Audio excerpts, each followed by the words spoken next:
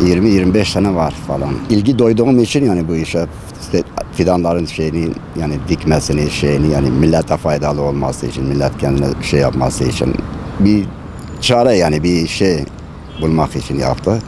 Fakat yani ben işimden de memnunum yani yapıyorum yani bu işi. Ama mani durumdan biraz sıkıntı var. Yani alıcı yok.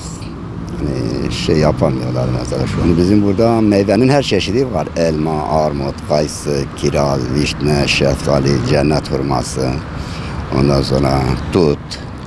Ağaç kısmı olarak çınardır, dışbudaktır, akça ağaçtır, katalpadır. Ondan sonra çam türleri mavi arizonadır, mavi selvidir, limon selvidir.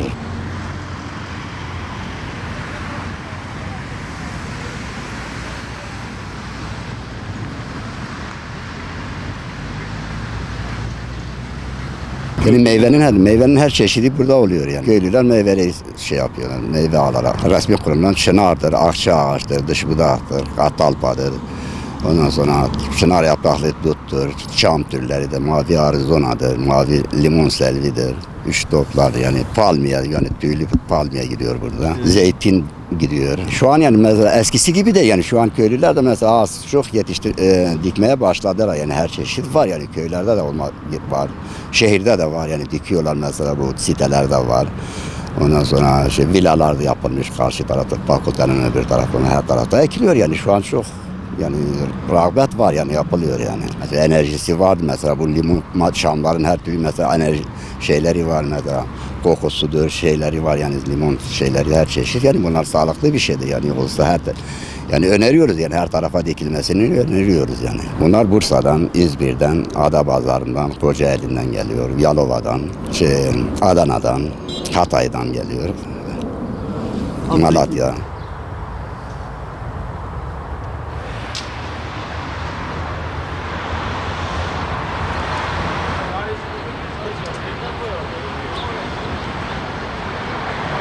Onları fazla ya su vermekten dolayı da koruma oluyor. Veyahut da hiç bakımsız yapmadan ya suyu vermiyorlar. Yani ağaç mesela diktiği zaman mümkün değil. Yani koruması değil. Yani bu ağaç dışarıdan mesela çıplak kökler olarak gelen ağaçlar. Yani hava alırsa mesela bazıları arabaların üzerine götürüp köy dolaştırıyorlar, gezdiriyorlar oralarda. Şimdi onlar mesela hava alır. Yani %50'si %70'i koruma riski var. Ama bizim burada mesela biz yaptığımız zaman sürekli yani hava almak yani aynı topraktan çıkarıp götürüp ekiyorlar yani. Sıkıntı yok burada. Yani ben öneriyorum yani arabaların önünde almaması gerekiyor yani hep dezgahta ya da toprakta. Ziraat kontrolünden geliyor burada şimdi söktüğü zaman o her şeyinden geliyor ya ziraat kontrolünden geliyor yani. Öyle rastgele meyve değil yani. Vallahi öneriyoruz herkes dikmesin yani bir tane ağaç dikilmeli yani. Ben bunu tavsiye ediyorum yani. Mesela saksı olanlar her zaman ekilir, yazda ekilir yani saati yok. Ama çıplak kökler mesela 4. ayın 15'ine kadar dikilir. Çıplak kök olarak. Ama saksı olanlar yani ne zaman ekebiliyorsun yani bunlarda sıkıntı olmaz. Yazında ekebilirsin, sonbaharında ekebilirsin yani 20 günün 24 saatinde ekebilirsin onu yani her ay ekebilirsin.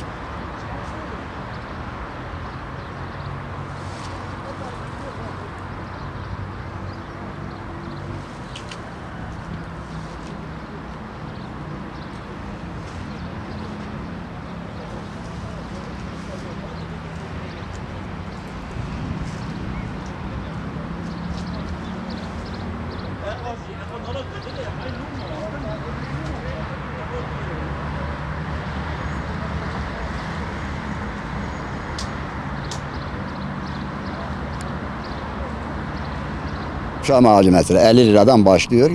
Ta 200'e kadar var, 300'e kadar var yani yukarı çıkıyor. Cisne göre gidiyor yukarı. Yani tabii herkes emeğinin karşına almalı yani. Şimdi mesela müşteri de gelse yani hakkıdır yani sorması hakkıdır yani o bir fiyat pazarlık sünnettir yani bir şey değil yani onu yapması gerekiyor. Ama bazıları da yani çok fiyatın altında örneğin aldığımız bir malı 50 liraya alıyoruz 60-70 liraya satıyoruz fakat onu da çok görüyorlar yani 20 lira kâr halbuki bunun 20 lira zaten masrafı gidiyor.